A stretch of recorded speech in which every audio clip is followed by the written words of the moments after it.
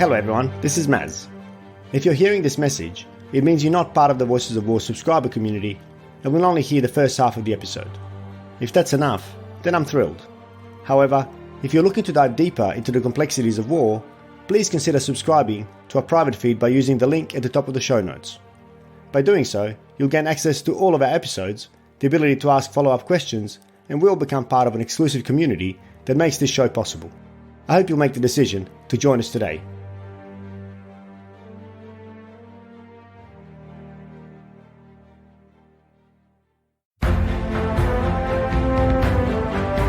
We talk about what we want to talk about, and we don't talk about the broad range of things that we may actually experience. And so you have yourself, the enemy, terrain, and chance that all influence what it is you can and can't do in war. And so your opinion is only 1/4 of that pie chart. And what percentage of that fourth? I think it just depends on the power of the other components within that pie chart. Getting over these institutional biases and the traditionalist bias that affects a lot of military thinking is another hurdle that I think collectively we need to get over in order to maintain competitive advantage in war and warfare. If you accept the fact that what you've been taught and told essentially your entire life may not necessarily be accurate or 100% true, then you can really start to analyze things more broadly and look for realistic solutions to problems. My guest today is Amos Fox, who is an officer in the US Army with more than 24 years of service in uniform. Amos is currently pursuing a PhD in International Relations from the University of Reading, where he's focusing on the intersection of power, time, and social relationships within proxy wars. Amos is also a graduate of the US Army's School of Advanced Military Studies, where he was awarded the school's top honor, the Tom Feltz Leadership Award, in 2017. Amos has written extensively on conflict over the past decade, producing over 60 publications. His work is unemotional and focuses on causal mechanisms to explain patterns in armed conflict. Much of Amos's current writing addresses proxy war, land warfare, the Russo-Ukrainian War, and military thinking. He has previously appeared on Russi's Western Way of War podcast, the This Means War podcast, and the History Hit podcast. He has also presented at Harvard Law School, Texas Tech University, and many other academic settings. I'm sure Amos will reiterate this point, but as he is a currently serving officer in the US Army, it's important to stress that this conversation represents his own views and does not represent in any way the views of the US Department of Defense, the Department of the Army, or any other agency of the US government. Amos joins me today to discuss some of his views on the state of Western military thinking, particularly our potential over-reliance on the concept of maneuver warfare. Amos, thank you very much for joining me on the Voices of War. Hey Maz, thank you very much for the opportunity to sit down and talk with you today. And I really appreciate the opportunity. And again, just as you said, my opinions expressed here are my own and are not reflective in any way, shape, or form of the U.S. Army or the U.S. government at all. It's just me and my personal opinions here. Fantastic. And as I've come to learn since started the podcast, those are absolutely the best. But before we get to the meaty subject of strategy and war, maybe we can find out a little bit about you and your background. So firstly, why did you join the Army in the first place nearly a quarter of a century ago? And what motivated your journey into academia subsequently and dedicating so much of your time to thinking about war? So I originally joined the Army coming out of high school. I joined the National Guard in Indiana to help pay for school originally, to help pay for college because I didn't come from very significant means, and so I did that as a way to help pay for college. And then while I was in college, everything got underway with 9/11. So I started college in '99, and I joined the Guard in 1999. And then 9/11 happened while I was in the Guard, and I decided, it's like that line at the beginning of the movie of Patton, where, Patton says, he's addressing the audience at the beginning of the movie, and he says something to the effect of, when you're sitting down with your grandkid by your fireplace, and he asks you what you did in the Great World War II, you don't want to tell him that you shoveled crap in Louisiana. And so I had a similar feeling about myself. I said, with this war in Iraq and this war in Afghanistan going on, I don't want to sit back and say that I didn't do my part. And so I got into to ROTC, the Reserve Officer Training Corps program at the school I went to. I went to Indiana University in Indianapolis, and I got into that. Mm-hmm. And I got a commission. I was only going to do 3 years and then get back out because at that time I was dead set on being a football coach, a college football coach. I actually had my dream job lined up, not even lined up. I already had it. I was an assistant football coach at Butler University while I was finishing up school. But I put that aside and I decided to get a commission, and so I commissioned into the Army. And I was going to do 3 years at a 3-year contract, and I was going to just go deploy, go to Iraq or Afghanistan, whichever the case may be. At the time, Iraq was the big hot thing because this was 2005, and so I got commissioned. I went to Fort Hood, started my career there with the 4th Infantry Division, deployed to Iraq almost right after I got to Fort Hood, and deployed with the division for a year. We were at Fob Kalsu in the Hoswa and Iskandariyah area, about 30 miles south of Baghdad. And it was a wild and crazy year. The book Black Hearts, we shared a boundary with that unit. So a lot of the stories that occurred in that book, like I remember happening in real time because we were, we shared that boundary. We were just to the south of those guys. And then, things change and life just happens, and you realize you somewhat enjoy soldiering and doing all that. And so what was supposed to be 3 years is now turned into a full-blown career. And at the end of my career, I'll retire in about a year and a half. Okay. Yeah. Is that a compulsory thing that you have to retire because of the time you served or something? No. I'm just going to go ahead and that's a choice. Do something else. I think I'm gonna get into academia and go that route. And so that goes to the PhD. So anyway, I'm gonna do that. And as part of that, I think I've always approached being an officer in the Army from the lens of a football coach, honestly. And so football coaches don't look at things as they are and accept them as they are. They always look for the how and the why. And so you mentioned the 60-something publications that I've done. I think a lot of that is because I always look for the how and the why, and I haven't just taken what is, in doctrine or in culturally accepted thinking is the norm. I've always said, hey, why is this the way that it is? Where did it come from? And I've always tried to go back and understand the start point to see where we are and see why things have, either evolved or not evolved based off that line of logic. And it goes back to that, as a football coach, you sit down on Sunday and you tear apart the game film for the team that you're going to play that following weekend. And then throughout the week, you're continually analyzing both them and yourself and saying, is what I'm doing going to work? And if not, why not? And then what do I need to do differently? And so that frame of mind has always been how I've approached my job and just approached thinking about armed conflict in general. And so when I see things that I don't think necessarily make sense, I stop and question it and try and understand and find, the how and the why. Why is it doing this? Why do we say what we say? Why do we think what we think? And so that's been the basis of the genesis of my outlook on thinking about armed conflict, and it's formed basically how I've done things over the course of my time looking at war and warfare, and then just big picture. Like I think, like a lot of folks that are in the military, I just enjoy studying war. I've always, like as a little kid, I loved the movie Patton when I was a little kid. I grew up doing that and reading the books and all that stuff. And so it's been I always wanted to be a soldier coming along too, but I also just always enjoyed thinking about, armed conflict in general, and the evolution of military thought to me has always been fascinating.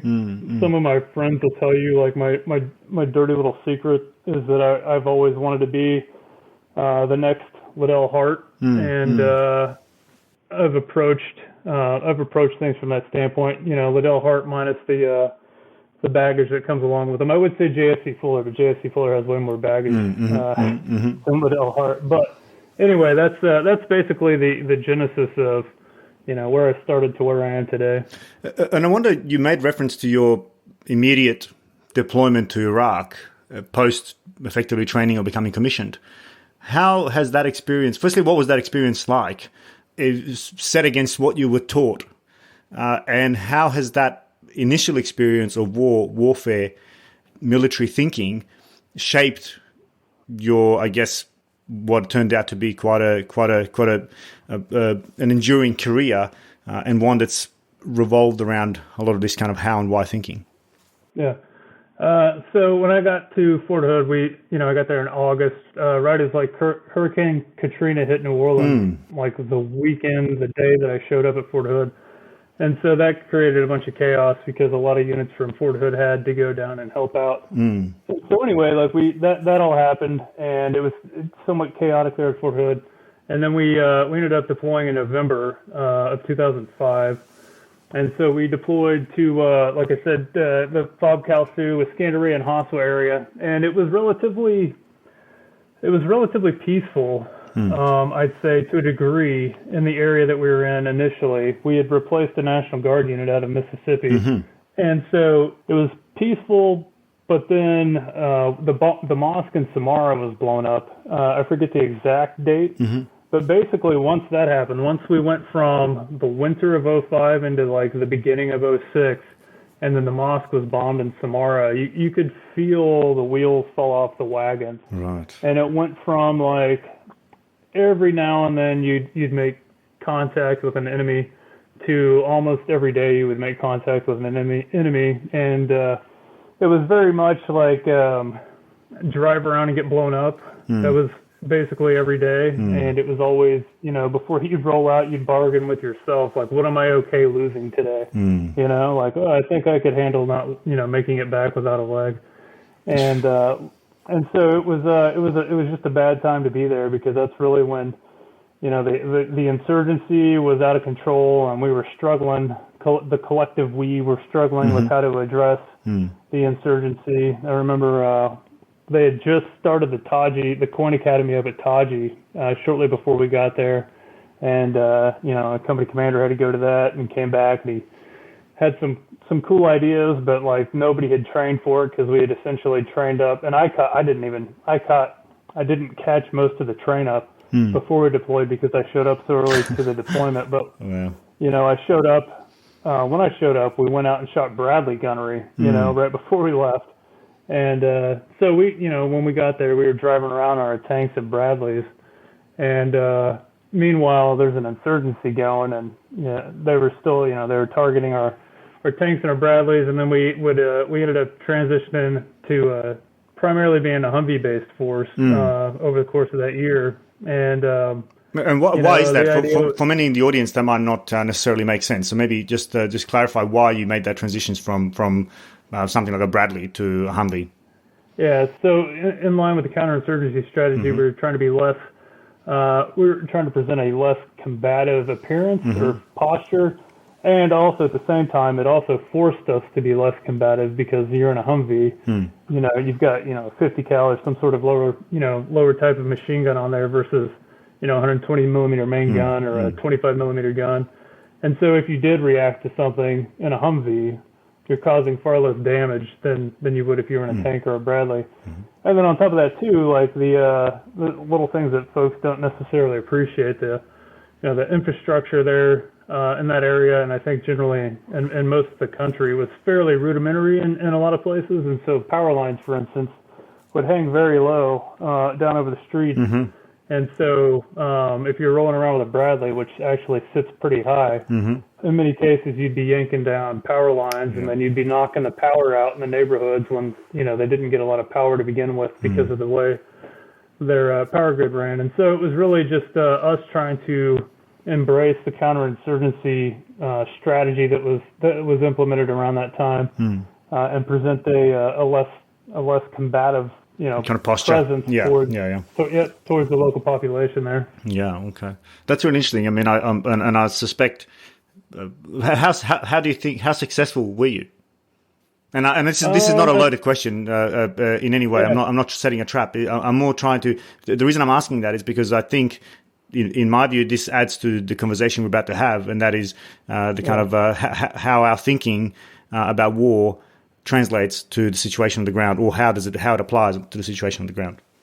Yeah. So there was a huge. So the bottom line answer to that question is, I think we weren't all that successful. But again, we were, how does that fit within the higher, hierarchy of where you fit during that time, Right, exactly. And so like for us,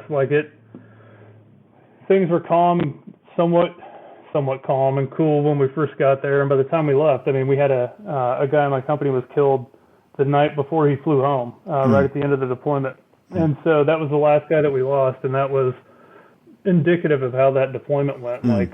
Up to the very end, we were taking it on the chin. And so, that's not to say that we didn't do our best and try and do things the way that we should have been doing it, because I think we were. But at the end of the day, and this will go into what we talk about later, like the way you want things to go is only like a portion of the equation. And there are many other factors that come into play that often undercut and sub-optimize what it is you're trying to do. And so I can tell you, just on, from an individual standpoint, tons of great effort on our part. Guys really tried and cared and whatnot, but by the end of it, it was, you're in the same boat everybody else was when they were going home. You said you did great, but when we left, a lot of the people that we had put into power, locals that we had put into power, were knocked off. The unit that comes in behind you, and it's the same way when we got there, the unit you replaced was awful, and then you did a great job, and then when you leave, the unit that replaces you says the same thing. Oh, these guys are horrible, but we've done a great job, and we've turned the corner. And so that resonates. I'm not gonna. And that's relate to that, and that shaped my outlook on a lot of things too. It doesn't matter what you want to do necessarily, and you can go out and try and do what you want to do all day long, but there are so many other factors that interfere that you just have to be careful about that and not be emotional about what it is you've done and what it is you want to do, because in many cases you can end up disappointed. Yeah. Well, that's I guess that's a wonderful pivot, and just to reiterate that point, it's the environment that will in many ways impact your behavior, but also the outcomes ultimately. Yeah. So just taking that example, and I really that really spoke to me when you said why you shifted from Bradleys to Humvees. Not only because the posture you presented, but also your own behavior. Because if you use the tools you've got, if you're behind some significant armor and you've got a pretty big cannon to do the dirty work for you, why wouldn't you use it? As opposed to if you limit yourself with the type of platforms you have available, then there's only a certain amount of kind of damage you can do.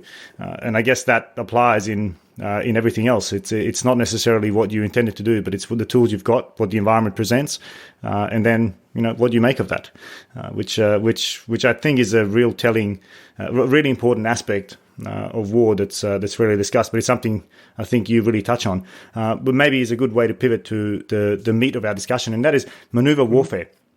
Because the reason I wanted to talk to you about maneuver warfare, because as somebody in the Australian Army, we pride ourselves on the fact that we embrace the maneuverist approach, and maneuver is the underpinning principle of how Australia chooses to fight wars. In many ways, that's because we are small, and we, in many ways, have to really think about war where we use our strengths against the enemy's weaknesses. But perhaps before we delve too deeply into that, I might ask you to firstly define maneuver warfare for us and explain to what extent it's been adopted by, and here I'm going to use Western militaries because those are the ones that certainly I'm more familiar with, but also I suspect many in my audience. Yeah, so maneuver warfare, again, depending on what you're going with as your governing definition.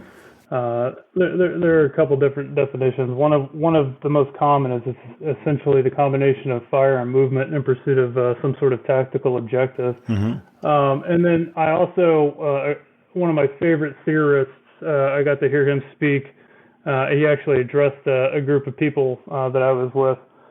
He said that maneuver is the pursuit of advantage in warfare, and the problem that I think exists with a lot of those definitions is that the combination of fire movement in pursuit of an objective is inherent in anything that you do, and the same thing too with advantage. Maneuver is not, it doesn't have a proprietary ownership over the pursuit or the the leveraging of advantage. Everybody tries to use advantage. If your advantage is mass and more numbers, you may use that as a tool of advantage. And so, but the idea, I think, in many cases has been corrupted over time, and there's been a lot of writing and a lot of theorists that have elevated it to some false sense of high-mindedness. Like if you're a maneuverist, and I'm using air quotes when I say maneuverist because I don't think that's a saying, but if you're a maneuverist, you're somehow an enlightened thinker or an enlightened leader when it comes to maneuver warfare. And it's, at this point, it's essentially like at the top of all Western militaries, right? The Australian Army, certainly, the British Army as well. It's all over when you look at their doctrine, maneuverist approach is central to all of their land warfare doctrine. Same thing too, and interestingly, I had published a paper in RUSI in 2022 called the Death of Maneuver, and it's with a question mark, not an exclamation mark. So it was a question that I sought to answer based off listening to Peter Roberts and Anthony King talk about maneuver on Peter Roberts' podcast.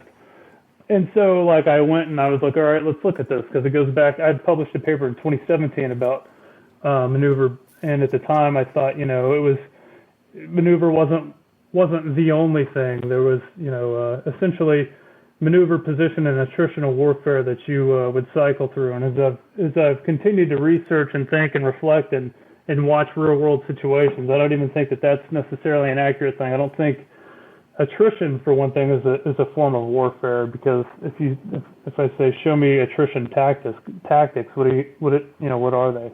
That there really isn't anything, because what you really have in any form of fighting is varying degrees of contact, right? Physical contact or fire contact based off fire. And so what you're really talking about is how much you trying to move relative to the opponent versus how much you trying to direct fire straight on the opponent. And so I think that the whole maneuver is better than anything else, or attrition is some sort of taboo thing, or when you mention positional warfare, nobody even knows what that means anymore. Yeah, well, yeah, that's right. Well, I've never been taught it. I'm pretty sure, unless some of my instructors will castigate me for that, but I don't recall it. Yeah, and that's part of the problem is we don't.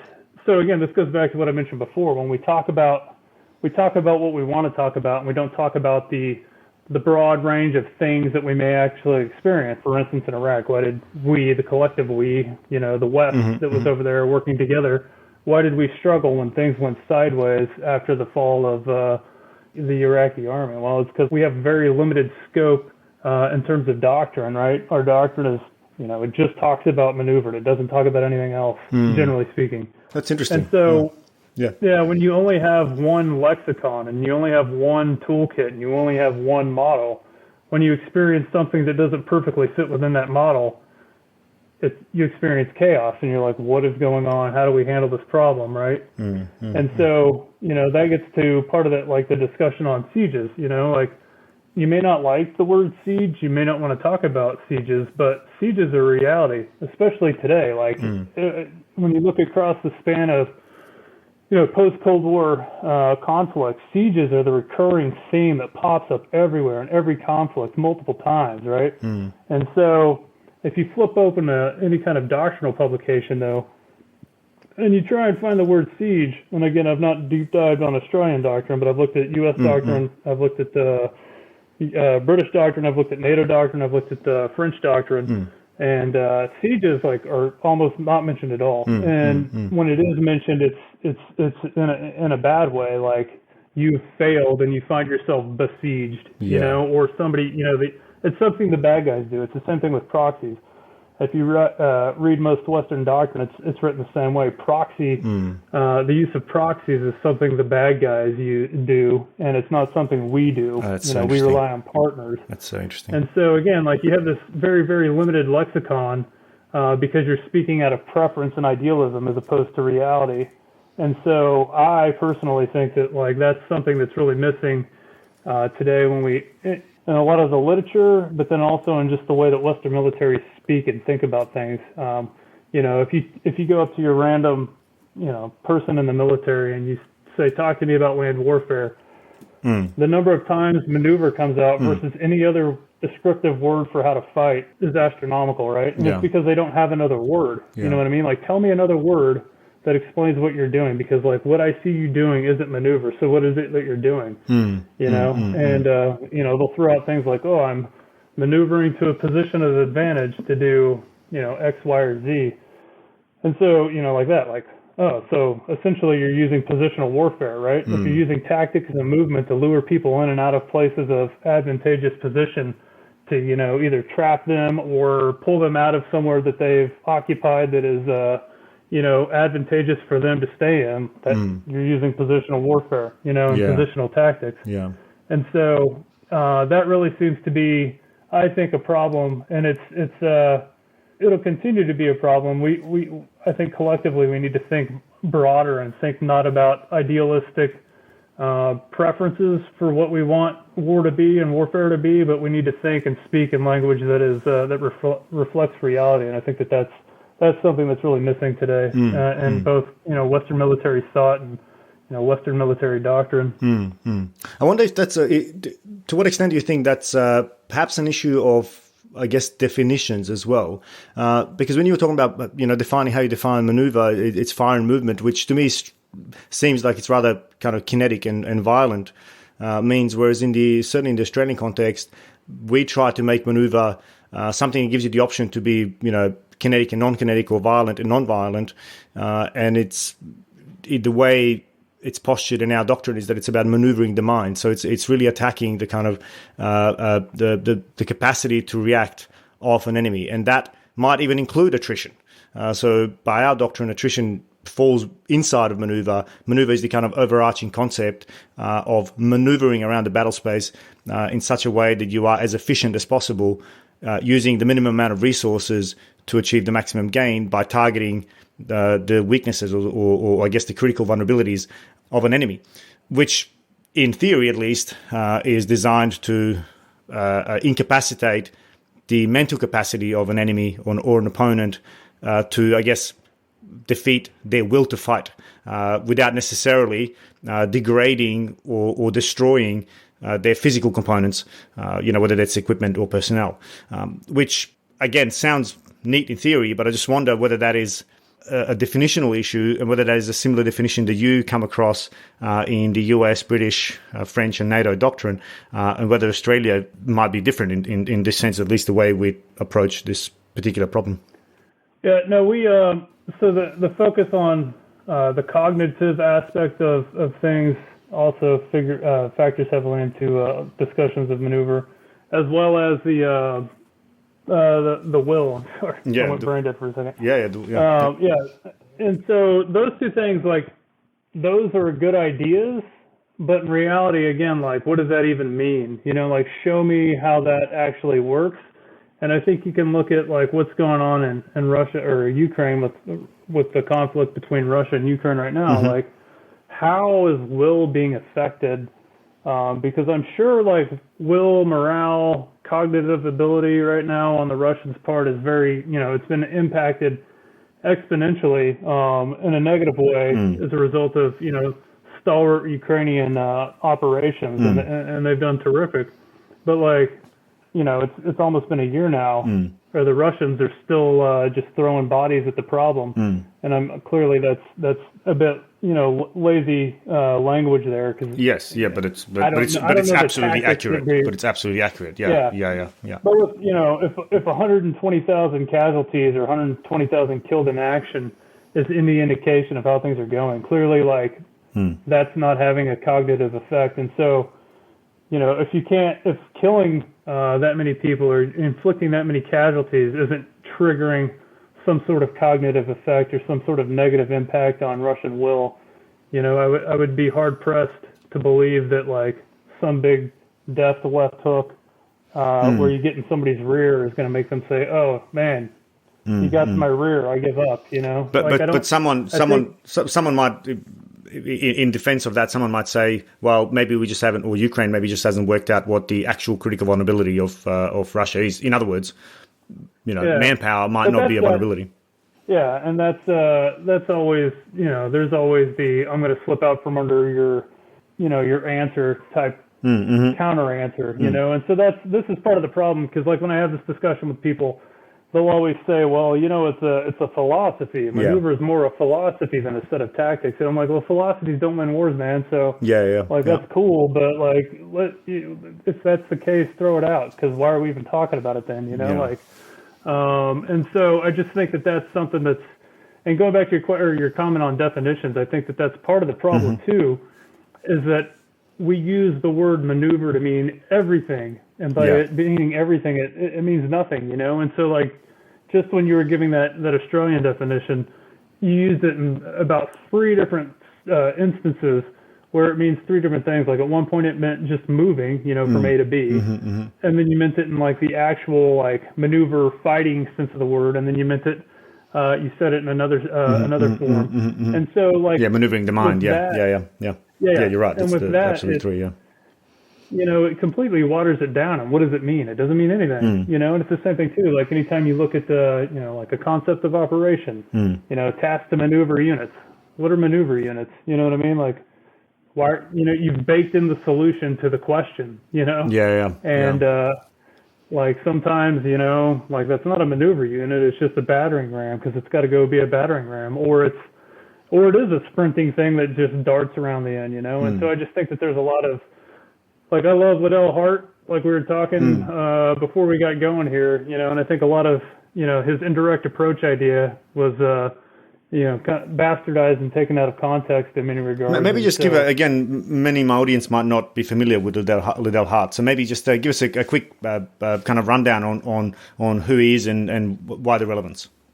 Yeah, so Liddell Hart, so he was a 20th century British military theorist. He started off as an officer in the British Army in the First World War and got injured and medically retired after the First World War.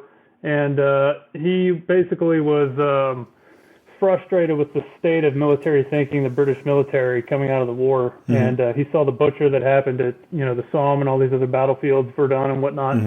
And he said, there's got to be a better way. And so he also was essentially the understudy of J.F.C. Fuller, who was another British military theorist, ended up retiring as a major general from the British Army.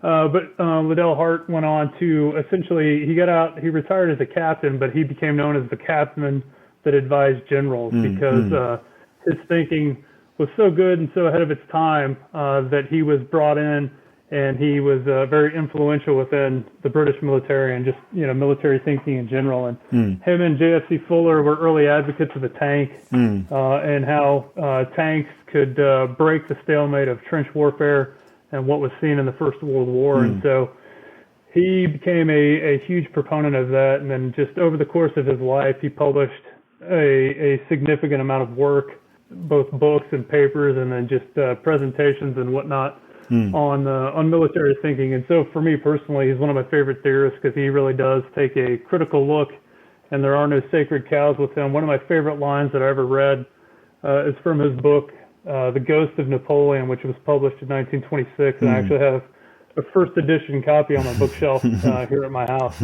Prized possession. I had to pay quite a bit of money and get it shipped from London. But he says in there, talking, there's no sacred cow.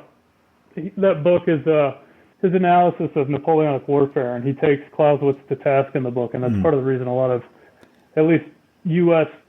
Thinkers, military thinkers, don't like him, is because he doesn't hold Clausewitz in some sort of fancy light. He says that there was a lot of shortcomings with his thinking, and one of the comments that Liddell Hart has in The Ghost of Napoleon, which is just terrific, just based off the prose itself, and I'm paraphrasing, but I'm pretty close to the accurate quote here, was he said, coming out of the First World War, he said, that the generals of World War I were drunk on the blood red wine of Clausewitzian growth. Huh.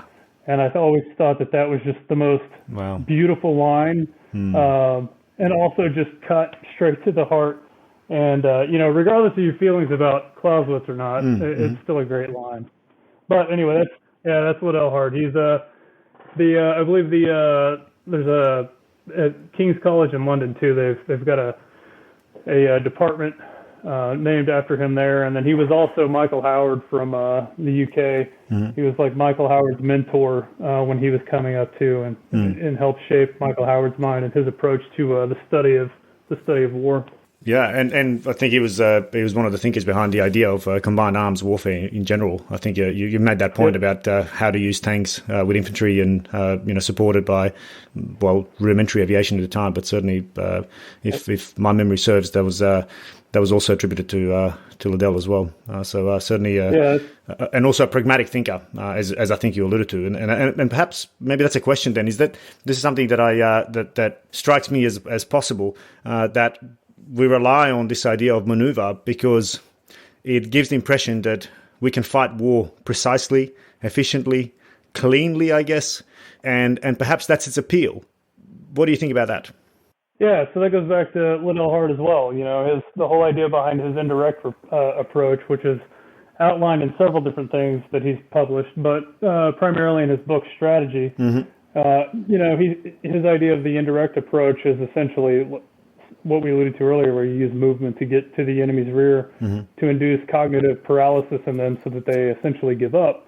And, and he also said in that book that often the longest route is the quickest way home. And he was referring to that, the idea of the indirect approach and maneuver and not striking straight into the enemy, but taking the long way around it. And so what was...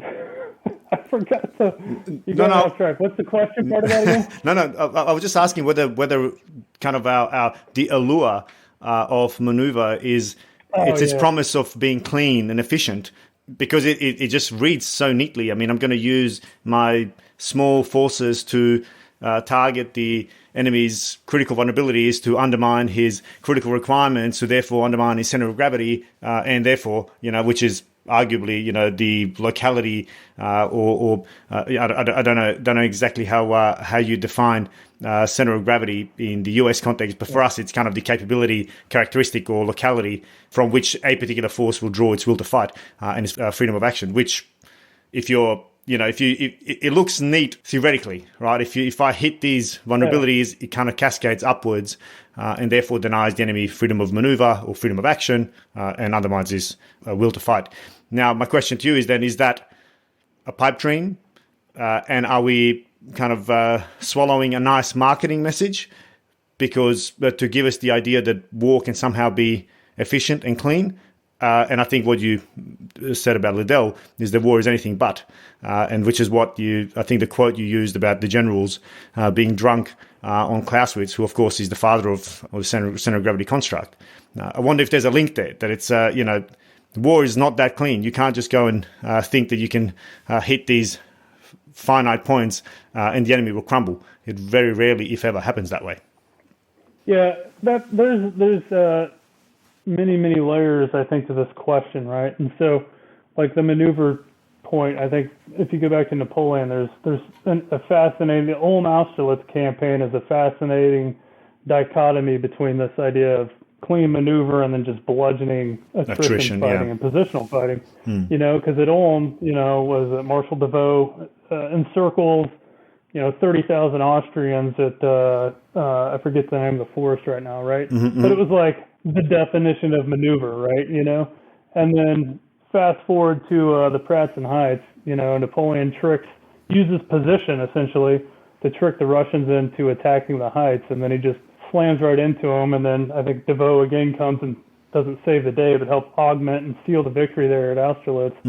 And so you have like this dichotomy between like the two ends of the spectrum that's really useful when you think about it. And then if you fast forward to what the problem Liddell Hart was trying to solve was he was trying to solve that bloody antiseptic thing. And so even though there's a strong vein of like reality to what Liddell Hart writes and says. In many cases, too, there's an aspirational aspect to it that I think clouds the ideas. And so, personally, I don't think you can get around. Liddell Hart was trying to inject this clean antiseptic idea. We can't have more songs, we can't have more Verduns, we can't have more of these, whatever number of battles of Ypres that existed. We can't keep having these, and so he developed this idea that I don't think necessarily matches reality. I don't think that you can induce cognitive paralysis in armies that are the size that they are today. And the other aspect of this that I think folks forget, so we're talking about, because really these terms that we're using are essentially carryovers from Napoleonic warfare, but the problem is warfare today is fundamentally different in that, back then the heads of state generally led their armies in the field, and if it wasn't the head of state, it was his brother or somebody in that line. And so armies weren't interconnected systems that were networked, to their national industry and all these other things. It was just a thing in the field. And so if you could encircle it and cut it off, you probably could defeat it. If you could go out and inflict enough damage on the force while the head of state is sitting there on his horse, you're going to induce this cognitive effect on the policymaker, and so we've taken these terms and these ideas, because centers of gravity is something that I don't think is a thing either, for that very reason, because, in the past, when this term was developed, Clausewitz was talking about essentially mechanical systems. If you'd like to hear the rest of this episode and gain access to all of the episodes of The Voices of War, simply become a subscriber using the link in the show notes. As you know, I will not feature any ads on the show, which is made possible solely through the support of our subscribers. If you find value in the content, you can become one now.